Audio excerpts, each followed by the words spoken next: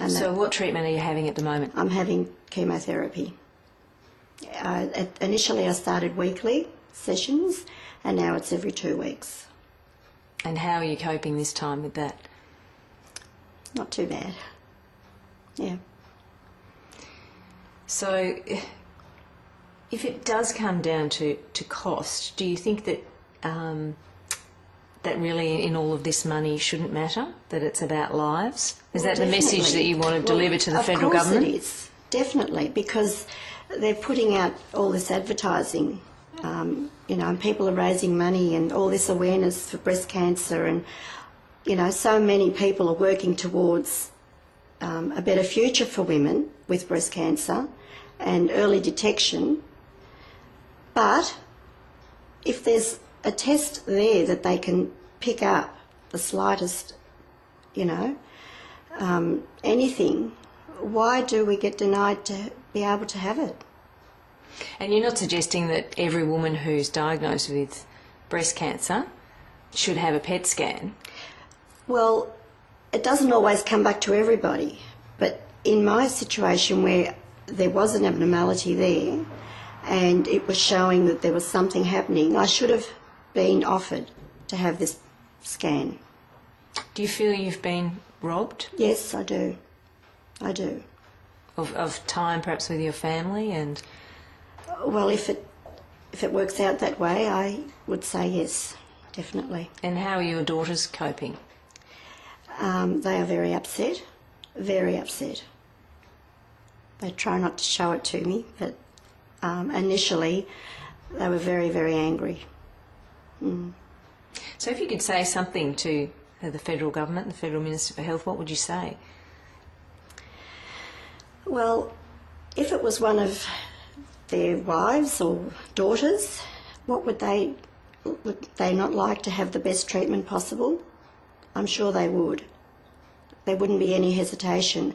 A lot of people are not financially in that position, and some women probably don't, you know, won't even have the scan if they can't afford it. Do you know women who are in that situation? Yes, I do. Can you tell me a bit about that women in question? One particular lady, I met her when I had my surgery initially, and she had her breast cancer removed.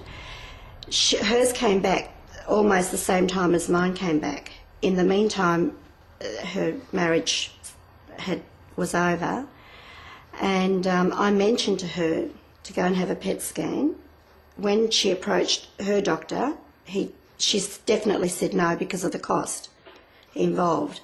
So, but in the end, she insisted on having this PET scan, and it showed that she had precancerous cells in the breast. The decision was to take the breast right off. Poor Bev could not pay for this PET scan, so she had to pay it bit by bit, and she's still paying for it. And she is very upset with the fact that she couldn't go to Peter MacCallum in the city and have it done at least for half price, because apparently her doctor doesn't work in with Peter Mac.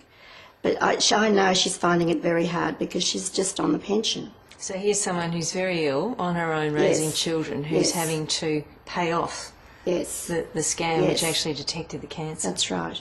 That's right. Yeah. It doesn't seem right, does it? It's not fair. No, it's definitely not right.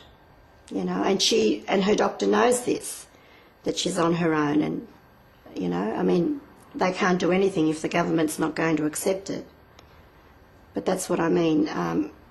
Had it been somebody else, they won't think twice about it. But in Bev's case, she was faced with either having this PET scan or really, you know, she had no choice. She had to have it. She's got to pay for it. Mm. Just going back over the sequence of events there, after you had the treatment and the diagnosis in 2004, and you were going back for further tests, who was it who actually, when the tests weren't detecting anything, who was it who actually suggested you have a PET scan? My local doctor. After I said to him that it's still high. He was getting reports back from the oncologist. He said to me, "Have you been offered a PET scan?" And I said, "What's that?" And he explained to me, and I said, "No, I haven't." And he said, "Well, next time you see your oncologist, ask her for a PET scan." And that's what I did. And her initial reaction was? To start off with, no. But the second time I went back, she had already booked me in because she could see that my markers were a bit high and they weren't going down. And the PET scan was the only way to find out what was there? Well, that was the only thing that showed up, and it was quite extensive, as the report shows. Do you think if you hadn't insisted, if you hadn't raised the question of a PET scan, that it would ever have been offered to you? I don't know. It's something maybe yes, but I would like to know that, at least we've got that choice. Offer it to us and say, look, there is another test that you can have.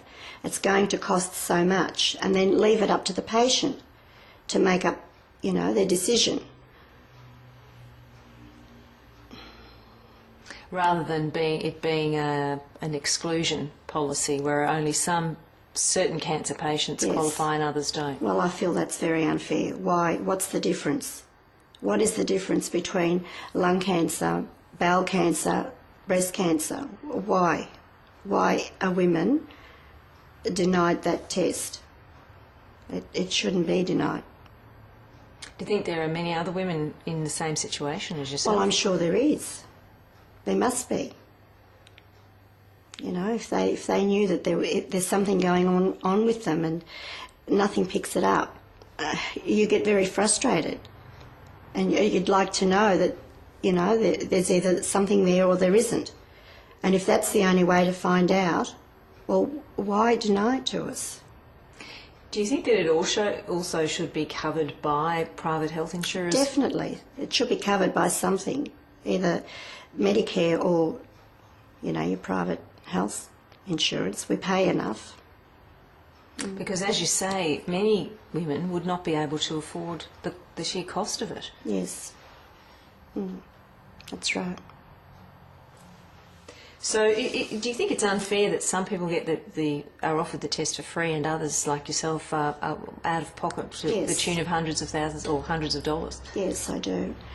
When I went to have my last PET scan, there was a gentleman sitting next to me.